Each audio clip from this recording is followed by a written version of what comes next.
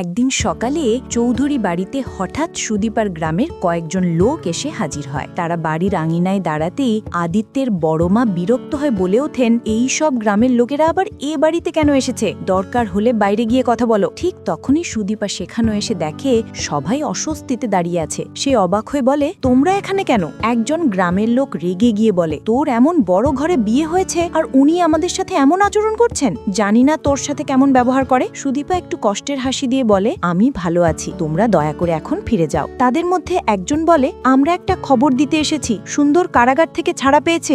এই কথা শুনে ঘরে হালকা উত্তেজনা ছড়িয়ে পড়ে। আদিত্য এসে শান্তভাবে বলে, আমি খবরটা জানি, সেই কারণেই তো আমি সবসময় সুদীপার পাশে আছি। গ্রামের লোকজন মাথা নত করে চলে যায়। তারা চলে যাওয়ার কিছুক্ষণ পর বড় মা হঠাৎ মাথা ঘুরে পড়ে যেতে গেলে আদিত্য ছুটে গিয়ে তাকে সামলায়। কিন্তু বড় মা রাগে কাঁপতে কাঁপতে বলে ওঠেন, আমার আর এই বাড়িতে কোনো প্রয়োজন নেই, আমি এখান থেকে চলে যাচ্ছি। আদিত্য দৃঢ় গলায় বলে, আপনি কেন যাবেন? আমি চলে যাচ্ছি। এই কথায় সবাই হতভম্ব। বড় মা তাড়াতাড়ি সুদীপার কাছে এসে বলে, তুমি আদিত্যকে আটকাও, না হলে সংসারটা ভেসে যাবে। সুদীপা শান্তভাবে বলে, আমি ওনাকে কোথাও যেতে দেব না, তবে তোমার কথাই নয়, আমার নিজের সিদ্ধান্তে। এরপর সে বড়মার দিকে তাকিয়ে বলে, আপনার সাথে আমার কিছু কথা আছে। বড়মা তাচ্ছিল্যের ভঙ্গিতে বলেন, আমি চাকরের সঙ্গে কথা বলি না। সুদীপা মাথা নত করে বলে, আমি কথার ভিক্ষে চাইছি, দয়া করে আমাকে শুনুন। বড়মা একটু নরম হয়ে বলেন, 5 মিনিট সময় দিচ্ছি, এরপর আর একটাও কথা নয়। দুজনেই ভেতরের ঘরে গিয়ে দীর্ঘ আলাপ করে। সুদীপা বড়মাকে বোঝায় যে বাড়ি ছেড়ে যাওয়া কোনো সমাধান নয়। শেষে বড়মা চুপ করে থেকে বলেন, ঠিক আছে,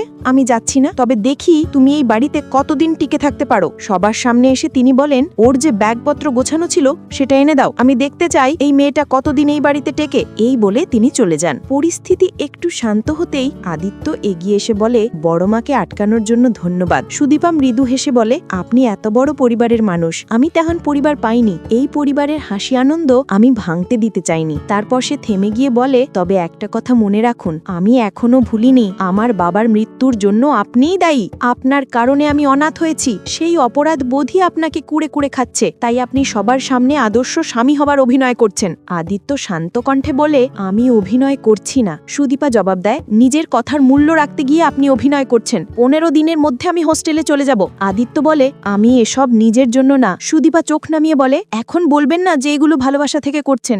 যদি করেও থাকেন সেটা করুণা ছাড়া কিছু নয়। আমি কারোর করুণা কোনোদিনও নেব না।